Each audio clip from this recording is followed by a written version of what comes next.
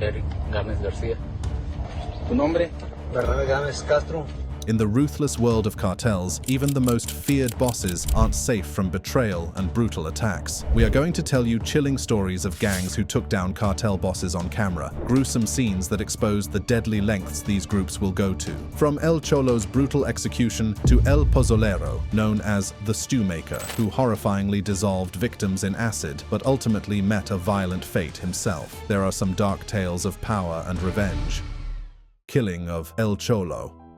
Carlos Enrique Sanchez, a powerful gang leader, became a plastic-wrapped victim of Mexico's bloody cartel wars. He was known as El Cholo, a prominent gangster and presumed head of the Nueva Plaza Cartel, a criminal organization based in Guadalajara, Mexico. El Cholo was once considered the right-hand man of El Mencho. He separated from the cartel in 2017 after allegedly ordering the killing of Marcos Hernandez, a cartel financial operator who told El Mencho about robberies El Cholo supposedly committed. El Cholo formed his own gang, the Nueva Plaza Cartel, financially supported by the Sinaloa Cartel, one of CJNG's biggest enemies. In a viral video, Carlos Enrique El Cholo appeared handcuffed and surrounded by armed men, making a series of confessions. He revealed a meeting with Mexico City's police chief, Omar Garcia Harfuch, to request support against their mutual enemy, CJNG. He admitted responsibility for creating mass graves across multiple regions in Guadalajara. He urged his remaining supporters to abandon him and focus on their families, warning of his grim fate. On March 18th, the same day the video went viral. His body was left wrapped in plastic on a park bench in downtown Tlaquepaque, stuck with 2 knives that pinned signs saying, "The traitor El Cholo." Such practices are not new to CJNG, known for bloody killings, dismembered bodies, and recorded video of their actions. Sinaloa Cartel is not different, as El Guacho became victim of their revenge.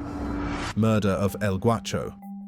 Israel Rincon Martinez, also known as El Guacho, a hitman who had tried and failed to kill Ivan Archivaldo Guzman, was murdered in revenge. The Sinaloa cartel tortured him to death. That murder was also discussed in the trial against El Chapo in New York. Prosecutors also say they participated in the death of Jesus Antonio Muñoz Parra, the father of one of Damaso López Núñez's underbosses, Mario Nungaray Bobadilla, who allegedly was López Núñez's nephew, and a man named Giovanni Hurtado Vicente. Born in Ecuador, El Guacho joined FARC early in his life and rose through the ranks, gaining extensive knowledge of guerrilla tactics, weaponry, and the drug trade. When FARC signed a peace deal with the Colombian government in 2016, he rejected the agreement, breaking off and leading his own group, the Oliver Sinistera Front, which soon became one of the most powerful dissident factions. El Guacho's operations centered around drug trafficking, extortion, and violence, with his group reportedly responsible for smuggling tons of cocaine through the Pacific coast of Colombia, often in collaboration with Mexican cartels. One of his most heinous acts occurred in 2018,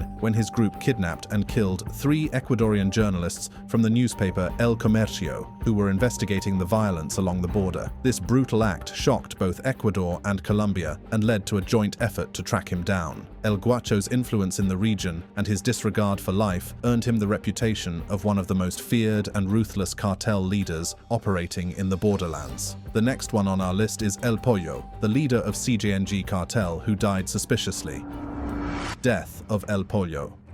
The Jalisco Cartel New Generation is a transnational criminal group that emerged from the Milenio Cartel following a series of killings, arrests, and internal fractures. It is known for its aggressive use of violence and its public relations campaigns. Despite the capture of certain top leaders, it remains one of Mexico's foremost criminal threats and appears set to continue expanding. One of its oldest enemies was the Knights Templar, although this group has now fragmented into several smaller organizations in the Tierra Caliente region. The Jalisco New Generation Cartel is known for cannibalizing some victims during the training of new sicarios or members, as well as deploying drones and rocket-propelled grenades to target people. Jalisco New Generation is also known for trafficking cocaine and methamphetamine. Almada, also known by his nickname El Pollo or El Chicken, earned his moniker due to his physical appearance, a small neck with a disproportionately larger head. He was one of the few high-ranking members of the infamous Jalisco New Generation Cartel who unexpectedly died under suspicious circumstances.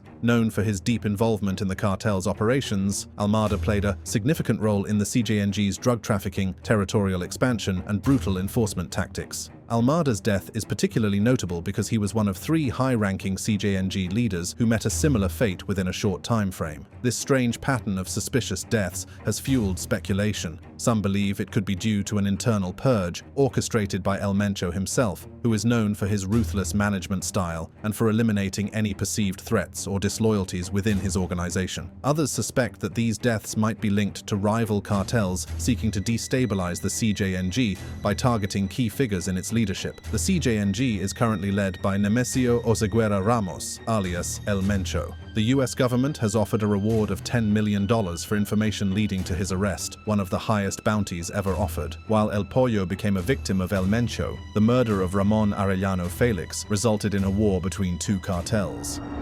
Killing of Ramon Arellano Felix.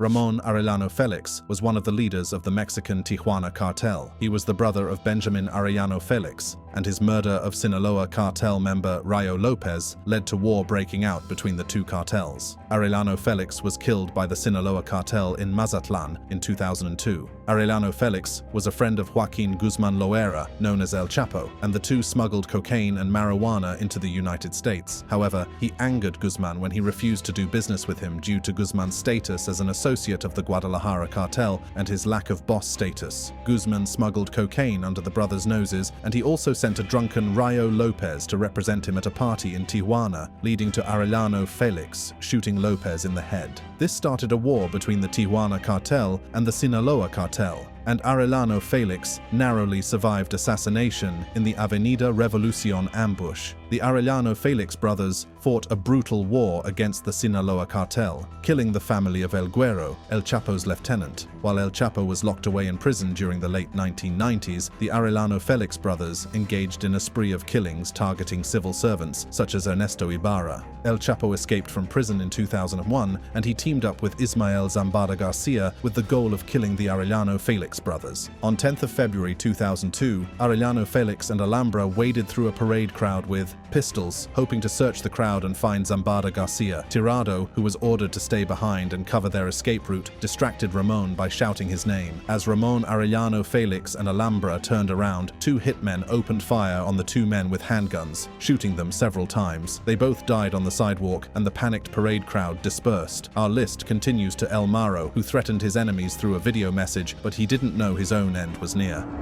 Murder of El Maro associates. Yepes, boss of the Santa Rosa de Lima cartel, a Guanajuato-based gang, has been engaged in a bloody struggle for criminal control of the state with the Jalisco New Generation cartel, one of the country's most powerful and violent groups. One of Mexico's most wanted bosses, El Maro, has appeared in expletive-laden videos threatening his enemies, and in June, a clip of an emotional Yepes lamenting the arrest of his mother and sister was widely broadcast on national media. Initially notorious for fuel theft in a state crisscrossed by pipelines and home to a major oil refinery, the Santa Rosa de Lima cartel has become increasingly embroiled in battles with the CJNG, based in the neighboring state of Jalisco. A hub of the car-making industry, Guanajuato was once one of the safer regions of Mexico, but the violence of the past few years has pushed national homicide tallies to record levels. After El Maro's capture in 2020, his associates became prime targets, especially as the CJNG sought to consolidate control over Guanajuato. The CJNG's relentless pursuit of El Maro's associates showcased their strategic approach to dismantling opposition. Without El Maro's leadership, the Santa Rosa de Lima cartel struggled to maintain its stronghold, and many former members either fled, went into hiding, or fell victim to targeted assassinations. These murders included key enforcers and lieutenants who had supported El Maro during his rise to power. This wave of assassinations demonstrated the harsh realities of cartel warfare in Mexico, where allegiances often determine life or death, and the fallout from one leader's downfall can ripple through entire criminal networks. The same happened to El Toro. Execution of El Toro.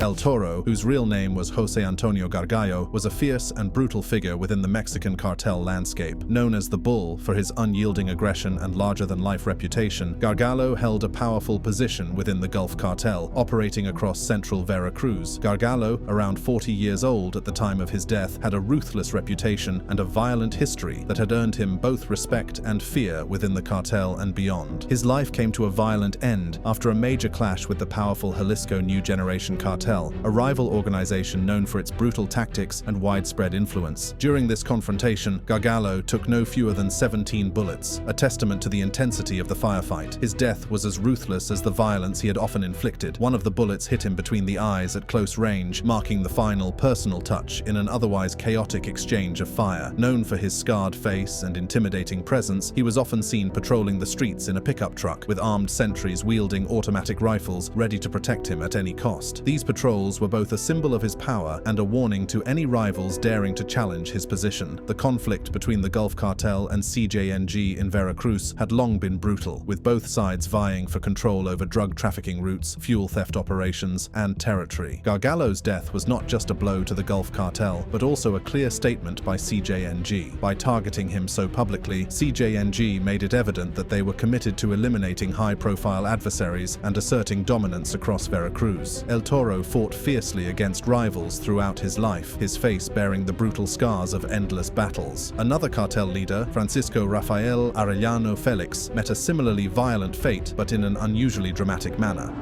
Murder of Francisco Rafael Arellano Felix. A gunman disguised as a clown has killed the oldest brother in the clan, running Mexico's once mighty Tijuana cartel, raising the question, why would someone target one of the last remaining members of a dying cartel? Francisco Rafael Arellano Felix was attending a children's party in Los Cabos, Baja California Sur on October 18th, when an unidentified assassin entered and shot him in the head and chest. Francisco Arellano was the oldest brother in the Arellano Felix clan, the family responsible for what was once one of Mexico's most powerful drug trafficking organizations, the Tijuana Cartel. He was first arrested in California in 1980 for selling cocaine to an undercover drug enforcement administration agent, and after posting bail, fled to Mexico. He was newly arrested in Mexico in 1993 and sentenced to 10 years in prison. Shortly upon completing his sentence, he was extradited to the United States in 2006, but was released early from a 7-year prison sentence for good behavior. The lack of current charges against Arellano would seem to indicate that he was no longer a major figure in Mexico's drug scene or in the cartel at the time of his death. The killing could have been a settling of accounts from the bloody feud that occurred with rivals during the cartel's heyday. This dramatic assassination was allegedly ordered by rivals possibly linked to the powerful Sinaloa cartel, which had long sought to dominate territories controlled by the Tijuana cartel. The leader of Los Zetas also became a victim of the cartel war. Killing of Arturo El Gallo Guzman Dina. One of the founding members of Los Zetas, Arturo El Gallo Guzman Dina, was killed by the Gulf Cartel after internal disputes and power struggles within the organization. The formation of Los Zetas by Guzman de Sena and his associates brought a level of ruthless discipline, tactical expertise, and military-grade violence that was previously unseen in Mexico's organized crime landscape. His role was critical in enforcing the Gulf Cartel's dominance, and Los Zetas became both the enforcement arm of the cartel and a significant factor in its rapid expansion. However, as Los Zetas gained more power, Guzman de Sena's ambitions grew, and tensions arose within the cartel structure. Los Zetas began asserting their influence independently, wanting more control and a larger share of the profits from drug trafficking and other criminal enterprises. On November 21, 2002, Guzman de Sena was ambushed and killed by Gulf Cartel operatives in the city of Matamoros, Tamaulipas, marking a dramatic end to his reign. The assassination was strategic. It aimed to curb the rising power of Los Zetas and reassert control over the group that was supposed to serve as the Gulf Cartel's enforcement wing, not an independent force. Guzman de Sena's killing sent a powerful message, signaling that the Gulf Cartel would not tolerate disloyalty or competition from within its own ranks. Next is El Pozolero, notorious for gruesomely dissolving his victims in acid, who ultimately met a tragic end himself. Execution of El Pozolero.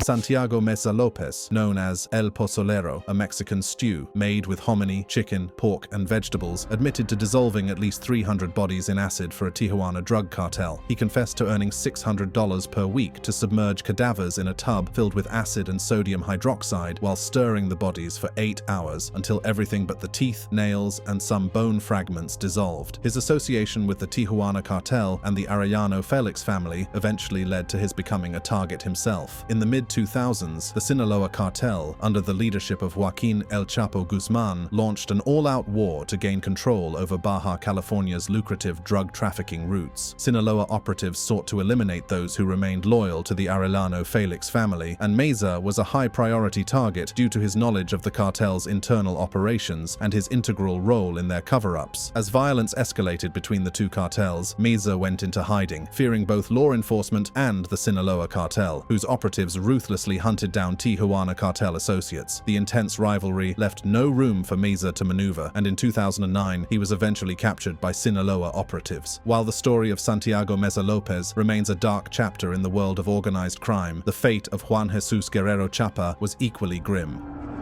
Murder of Juan Jesus Guerrero Chapa.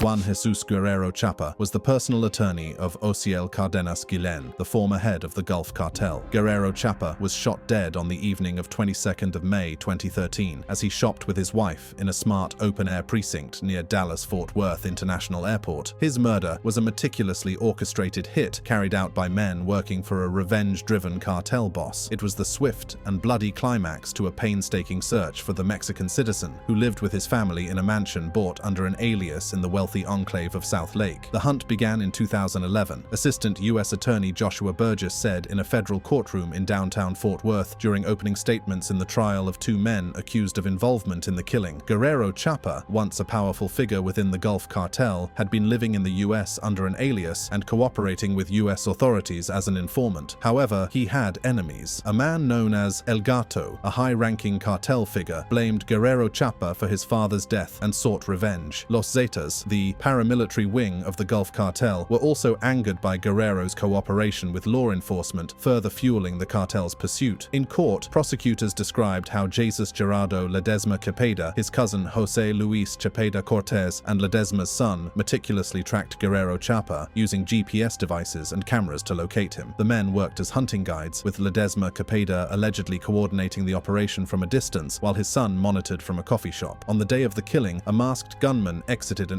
SUV and shot Guerrero Chapa multiple times through the window of his vehicle as he tried to escape. Guerrero Chapa's assassination was not just a result of cartel violence, but a superbly planned revenge. Don Alejo Garza Tamez also had a tragic story. Death of Alejo Garza Tamez. Don Alejo Garza Tamez, better known as Don Alejo, was a 77-year-old rancher from Mexico. He became a symbol of defiance and courage when he made a heroic last stand against a drug cartel in November 2010. His bravery has since become legendary, reflecting the strength of character and fierce independence that defined his life. Don Alejo owned a sprawling ranch in Tamaulipas, a region increasingly dominated by violent cartels. One day, he received an ultimatum from a local cartel: surrender his property or face the consequences. The cartel wanted to seize his land, a common tactic used to expand their control. Don Alejo refused. Rather than abandon the home and land he had worked for decades, on the night before the cartel's planned takeover, Don Alejo sent his workers away, ensuring their safety. Then, in a remarkable act of defiance, he fortified his home. Armed with his collection of hunting rifles, he strategically positioned himself inside the house, setting up a defensive perimeter to confront the cartel head-on. At dawn, the cartel arrived in force, fully expecting to intimidate or eliminate the elderly rancher. But when they stormed the property, they were met with a barrage of gunfire. Don Alejo fought them alone, holding off the attackers for hours. He managed to kill or wound several of the gunmen. His stand was nothing short of extraordinary, embodying the spirit of a man who refused to be bullied by criminals. Eventually, Don Alejo was overwhelmed by the cartel's superior numbers and firepower. When authorities arrived later, they found the bodies of several cartel members scattered around the property. Inside, they discovered Don Alejo, lifeless but surrounded by the rifles he had used to defend his land. He died protecting what was his, refusing to bow to fear. Where Garza Tamez stood his ground against the cartel's intimidation, Manuel Torres Felix, also known as El Ondeado, or the Crazy One, took revenge to extreme levels after suffering a personal loss at the hands of his rivals. Murder of Manuel Torres Felix.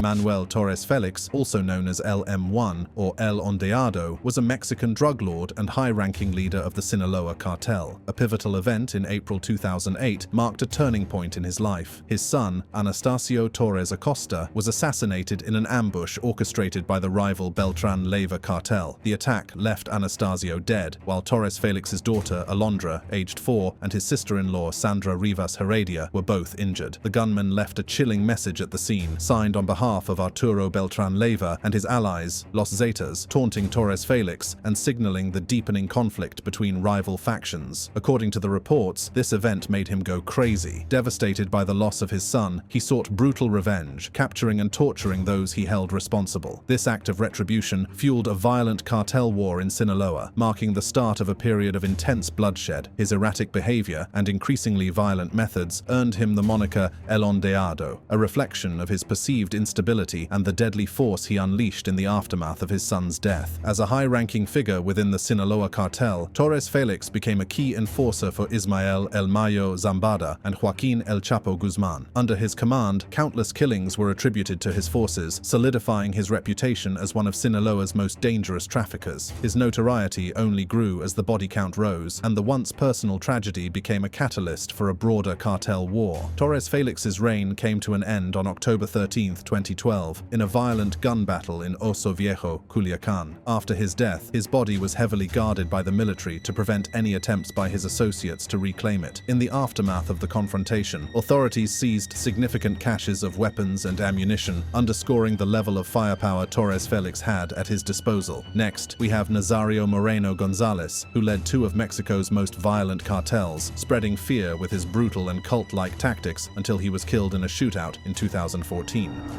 Murder of Nazario Moreno Gonzalez, aka El Chayo.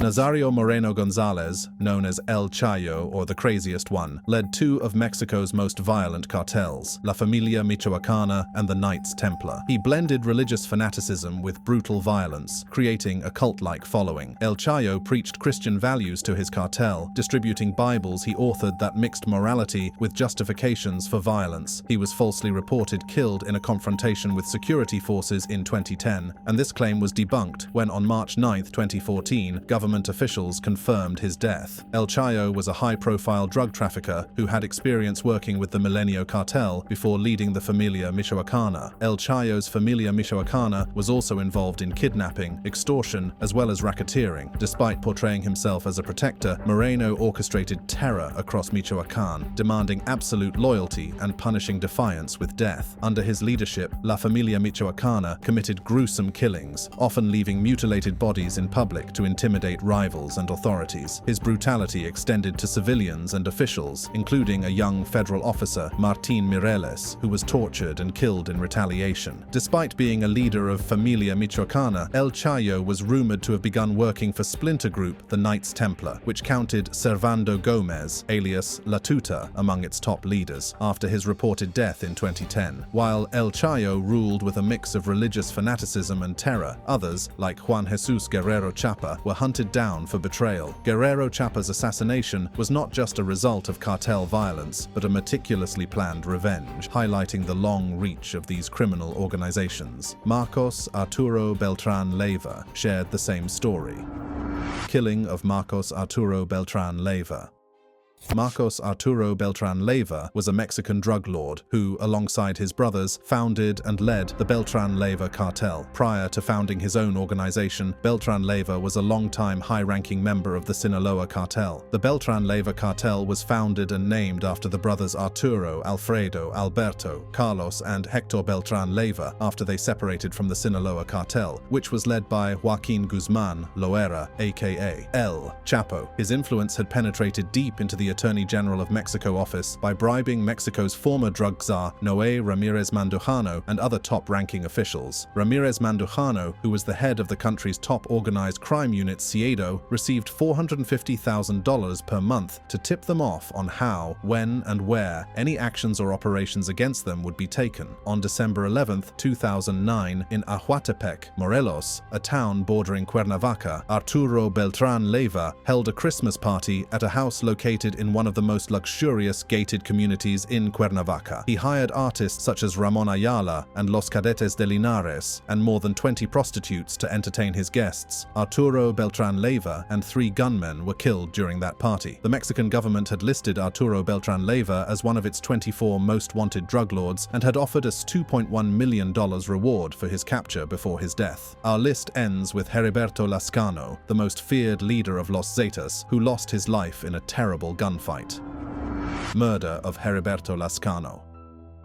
Heriberto Lascano, also known as El Lasca or Z3, was one of the most feared and violent leaders in the history of Mexican organized crime. As the head of the brutal Los Zetas cartel, Lascano transformed the group from a paramilitary force into one of Mexico's most powerful and ruthless drug cartels. His reign of terror left a legacy of violence, bloodshed, and fear that still reverberates across Mexico. Lascano began his career as a member of the Mexican Army's elite airborne special forces. Trained in combat tactics, counterinsurgency, and intelligence operations, he was recruited in the late 1990s by the Gulf Cartel as part of Los Zetas, a paramilitary enforcement group initially formed to protect the cartel's interests. Along with his comrades, Lascano used his military expertise to wage war on rival cartels, protecting Gulf Cartel operations with ruthless efficiency. However, Lascano's ambitions soon grew beyond his role as an enforcer. Under his leadership, Los Zetas broke away from the Gulf Cartel in 2010,